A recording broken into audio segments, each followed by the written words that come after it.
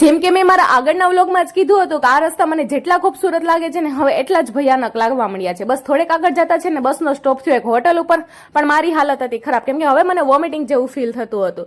પણ આમાં છે ને મારો કંઈ જ વાક હતો નહીં, કેમ કે અમારી બસમાં છે ને 75% લોકોની હાલત ખરાબ હતી અને 25% લોકોની જ હાલત સારી હતી. અને એમાં રાજનું નામ પણ આવે છે ભાઈ, કેમ કે રાજને કંઈ જ તકલીફ હતી નહીં. બસ પછી મેં મારા મનને સમજાવ્યું કે કિંજલ, આ તારી જિંદગીના એ ખૂબસૂરત પલ છે જે ખબર નહીં તારી લાઈફમાં પાછા ક્યારે આવશે.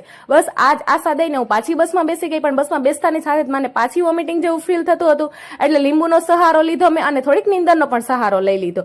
બસ બપોર થતાની સાથે છે ને અમને મળ્યો ભયાનક ટ્રાફિક, અને આ ટ્રાફિકમાં છે ને રાજની નજર પડી આ ધારાદેવી મંદિર ઉપર. જો કે આ મંદિરનું છે ને મહત્વ કેદારનાથની યાત્રામાં બહુ જ છે.